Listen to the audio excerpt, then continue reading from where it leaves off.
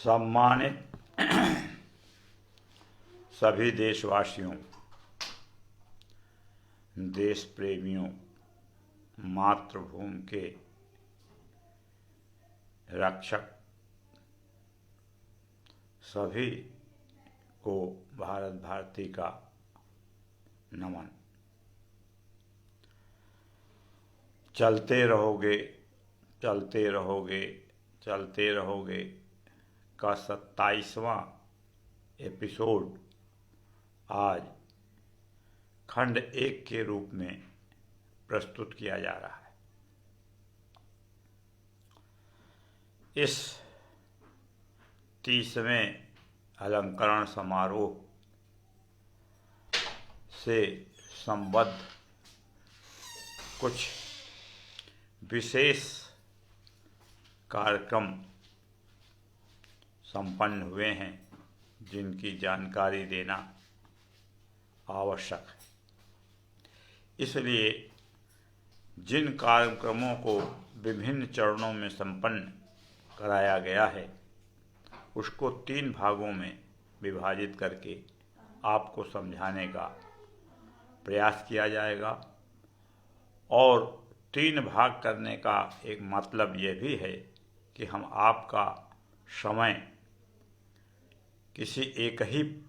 Episode में ज़्यादा से ज़्यादा लेना नहीं चाहते। थोड़े समय में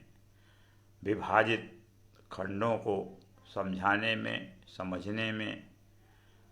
एक सरलता भी होती है और उससे जो हम हासिल करते हैं वो याद भी रहता है। इसी संदर्भ में आज हम एक ऐसे पहलू पर आपका ध्यान आकर्षित करना चाहेंगे जो भारत भारती ने 30वें अलंकरण समारोह में संपन्न कराया है। आज का विषय है विश्व के क्षितिज पर नेताजी सुभाष चंद्र बोस जैसी शख्सियत, जिसे पूरा विश्व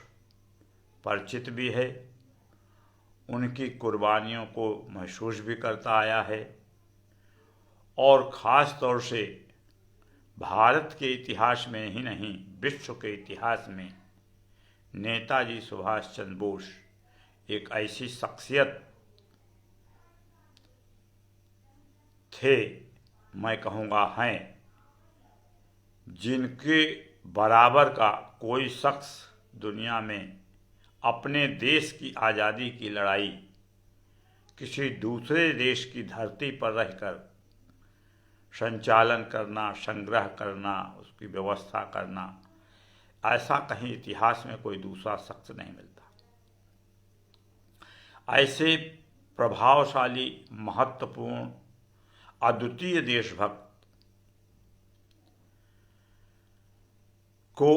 हम अपना ही देश यानी सुभाष जी का ही देश आज़ादी के 73 साल के अवधि में यह बताने में असमर्थ रहा कि नेताजी सुभाष चंद्र बोस का अंतिम समय यानी उनके शहीद होने या निधन होने का जो माध्यम रहा, समय रहा, तिथि रही, वो क्या थी और क्या है, यह आज तक विश्व के किसी भी माध्यम से भारतवासियों को ज्ञात नहीं हो सकी। जैसा कि गुप्त रूप से या दस्तावेजों से या मीडिया के माध्यम से अभी तक महसूस हुआ है कि नेताजी के संबंध के जो रहस्यपूर्ण विषय हैं, जिनको हमारी भारत सरकार उजागर करना नहीं चाहती, लेकिन उसको उसके विषय में पूरी जानकारी है और उससे संबंधित जानकारी किसी महत्वपूर्ण स्थान पर सुरक्षित व गुप्त रखी गई है। बात समझ से परे है कि आखिर वह कौन सा विषय है, वह कौन सा भय है, कौन सा कारण है कि हमारे वीर सपूत अद्वितीय देशभक्त नेताजी के अंतिम समय की कोई भी जानकारी हमारी आज़ाद सरकार देना नहीं चाहती। इसी पशोपेश में भारत भारती ने अनेकों उपक्रम किए।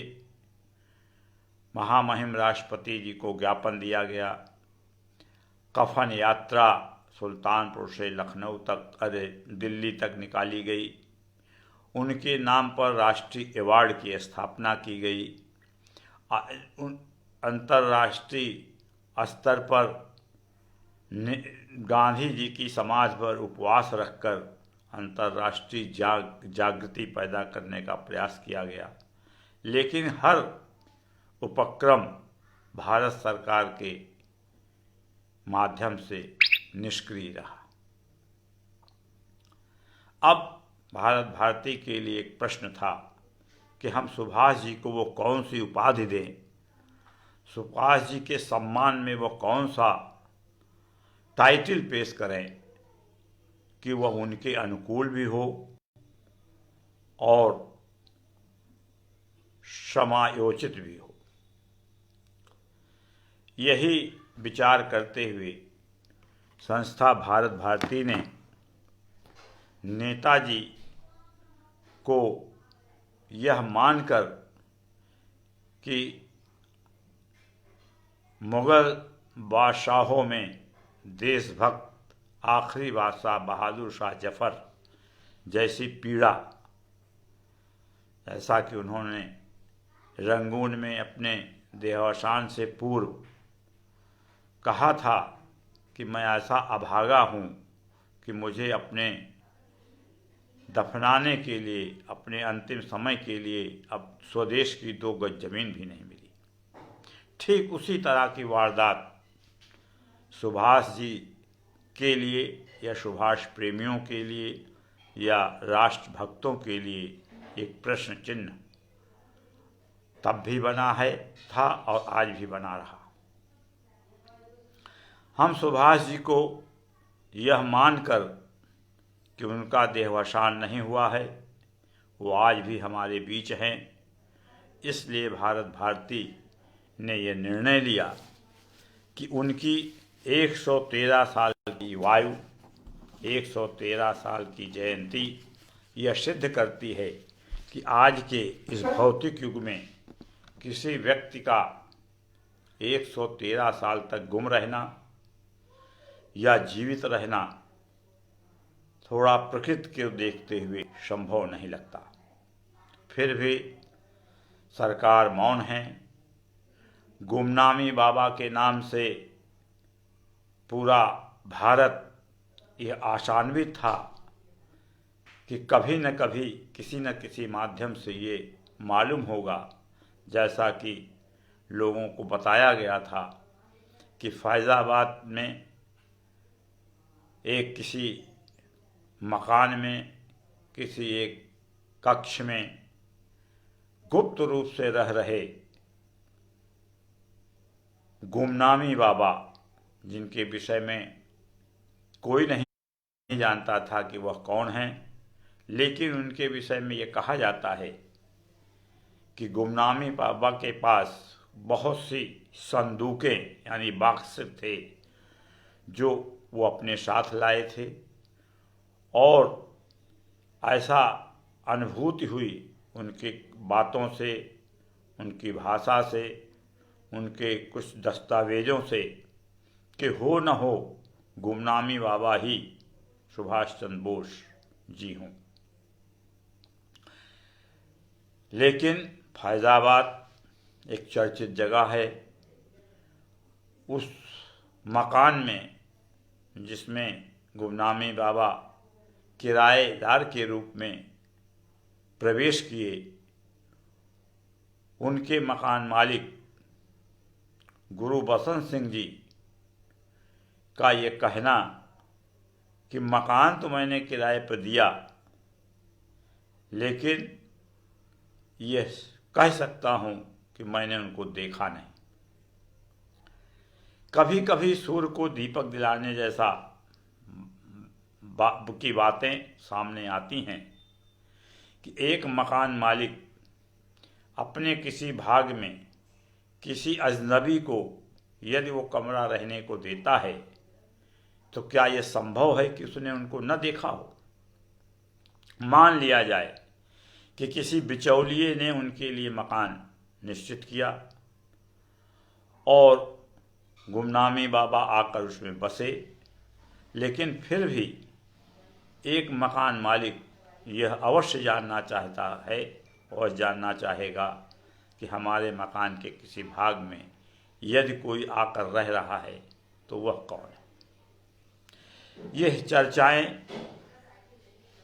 दिनों दिन समय समय पर ज्वलंत होती रहें। हमारे जनपद इलाहाबाद के एक मीडिया समाचार पत्र अमृत प्रभात ने गुमनामी बाबा के नाम से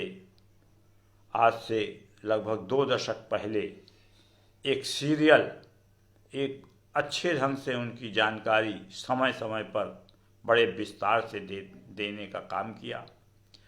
जिस पर लोगों की, हर व्यक्ति की निगाहें इस बात के लिए आशान्वित थीं कि शायद कभी न कभी ये सिद्ध हो कि गुमनामी बाबा ही सुभाष चंद्र जी हैं।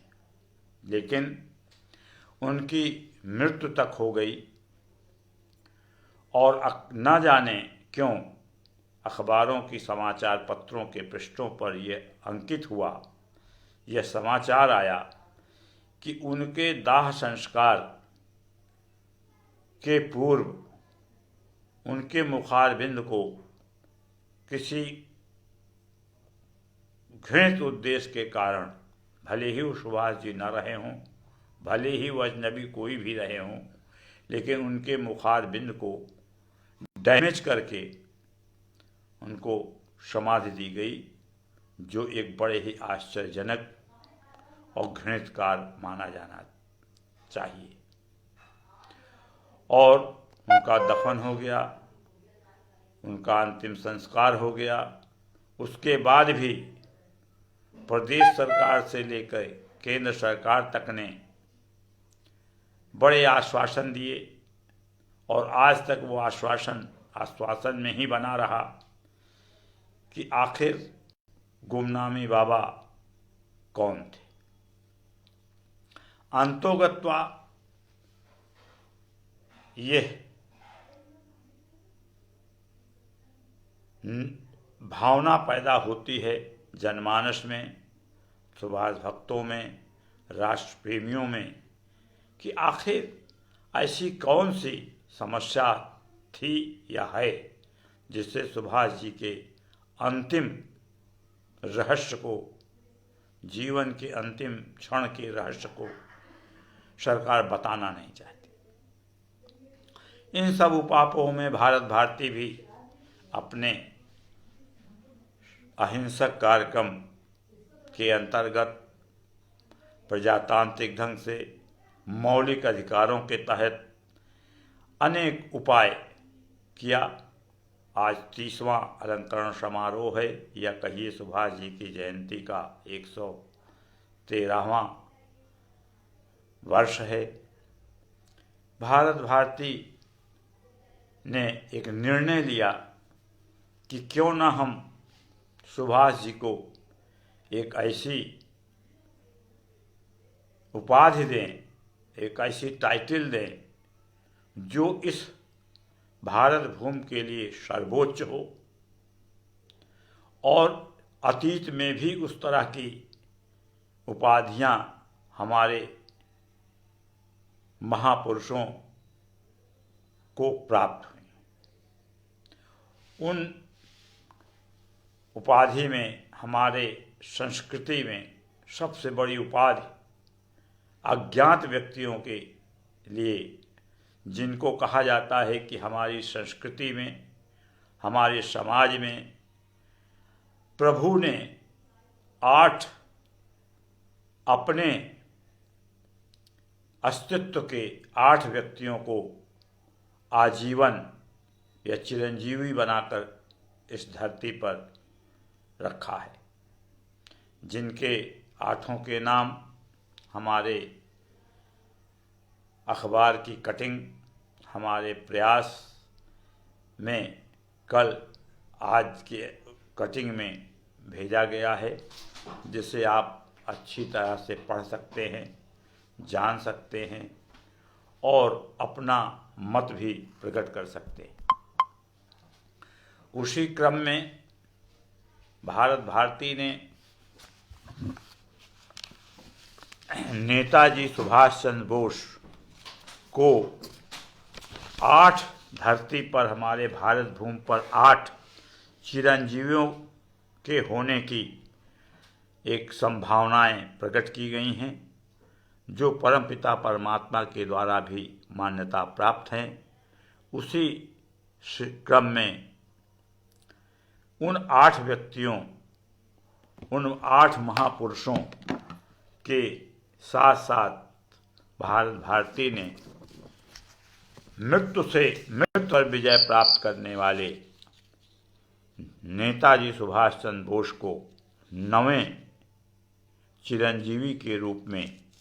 स्थापित किया और इसकी घोषणा, इस विषय का ज्ञापन भारत भारती ने राष्ट्रपति तक को भेजा और ये प्रार्थना किया कि भारत सरकार भी यदि उनके मृत्यु के रहस्य को प्रकट करना नहीं चाहती तो उन्हें वह चिरंजीवी मानने के विषयांतर जो भी वैधानिक कार्यक्रम हो उसको लागू करें। अब स्थिति यह है कि भले ही सरकार इस बात को माने या न माने, भारत भारती ने अपने स्तर पर, सामाजिक स्तर पर घोषणा करके ये घोषित कर चुकी है कि 23 जनवरी 2011 को कि नेताजी सुभाष चंद्र बोस चिरंजीवी कहे जाएं, और यह घोषणा संस्था भारत भारती ने अपने 30वें अलंकरण समारोह के मंच पर उपस्थित गुमनामी बाबा के मकान मालिक गुरु बसंत सिंह जी के उपस्थिति में किया और यह उपाधि की घोषणा जब उनके समक्ष, उनके उपस्थिति में भारत भारती ने किया तो उन्होंने भी इसको सर्वश्रेष्ठ श्रेष्ठकर माना। उन्होंने यह स्वीकार किया कि नेताजी के लिए ये उपाधि बहुत ही अनुकूल और उचित है। ऐसे संदर्भ में भारत भारती ने चिरंजीवी सुभाष चंद्र बोस को संबोधित करके देशवासियों से इस बात की प्रार्थना किया है कि वे जब कभी भी सुभाष चंद्र बोस के विषय में कुछ लिखें तो वो चिरंजीवी का प्रयोग जरूर करें। जब कभी भी वो उनके विषय में चर्चा करें तो केवल नेताजी सुभाष चंद्र बोस न कहकर चिरंजीवी नेताजी सुभाष चंद्र बोस कहें। एक ऐसा अस्तित्व जो हमेशा हमेशा के लिए चिरंजीवी है, जीवित है, क्योंकि विश्व का कोई भी माध्यम उनके अंतिम काल का विस्तार से वर्णन नहीं बता पाया आज तक, और हम ये मानकर चलते हैं कि आज भी वो हमारे बीच हैं और रहेंगे। इसी प्रार्थना और इसी घोषणा के साथ हम देशवासियों से ये प्रार्थना करेंगे कि वह नेताजी को चिरंजीवी की उपाधि से संबोधित करें, क्योंकि हमारे अनादि भारतीय संस्कृति में, सृष्टि में 8 महाशक्तियों सर्वश्री अश्वत्थामा, राजा बलि, वेद व्यास जी, हनुमान जी, विभीषण जी, कृपाचार्य जी, परशुराम जी व मार्कंडेय जी को चिरंजीवी अमर्त्य यानी जिसकी मृत्यु न हुई हो उस श्रेणी में ऊपर हमारे इन 8 महापुरुषों की श्रेणी मानी गई है। उसी के तहत हम मान्यता प्रदान की है। उसी तारतम्य में विश्व स्तर पर मृत्यु घोषणा से वंचित नेताजी सुभाष चंद्र बोस को राष्ट्रीय संस्था भारत भारती उनके 113वें जन्मतिथि 23 जनवरी 2011 से चिरंजीवी होने की सार्वजनिक घोषणा करती है। अतः भारत भारती संस्था समस्त भारतवासियों तथा राष्ट्रीय सरकार को घोषणा से अवगत कराते हुए आग्रह करती है कि हमारी संदर्भित सांस्कृतिक परंपरा में इस अध्याय को शामिल करते हुए संविधान में भी नेताजी को चिरंजीवी होने की मान्यता प्रदान की जाए। इस तरह से भारत भारती ने आज की तिथि से 23 जनवरी 2011 की तिथि से नेताजी को चिरंजीवी मानते हुए उनके यह उपाधि प्रदान करती है और उन्हीं की इसमें भारत भारती ने इस आयोजन को इस चिरंजीवी उपाधि के प्रसन्नता में उनके नाम से एक पखवाड़ा मनाने का कार्यक्रम किया है, जिसमें 16 जनवरी से लेके 30 जनवरी तक हम सुभाष जी के स्मृति में एक सुभाष पखवाड़ा मनाएंगे और मनाने का काम किया, जिसका वर्णन आपको कल के एपिसोड में खंड 2 में दिया जाएगा और उसे जानकर आप उसका भी अनुसरण आप भी करें। और भारत भारती ने समाज के हर पहलुओं को उनकी स्मृति में जनता के हित में रखा है। हमने 15 दिनों पखवाड़ा मनाया है। उस 15 दिन के पखवाड़े में समाज के विभिन्न वर्गों की समस्याओं के प्रति संघर्ष करने या सुझाव देने की बात कही है। हम उन्हीं खंड 2 में कल सायंकाल इसी समय 6:45 पर आपको उसका ब्यौरा प्रस्तुत करेंगे। आज के इस चिरंजीवी कार्यक्रम के पूर्व हमने व्हाट्सएप पर विस्तार से समाचार पत्रों की सूचनाएं आपको प्रेषित की हैं। आप उसे पढ़ें, जानें और अपनी सहानुभूति देने की कृपा करें। जय हिंद, जय भारत।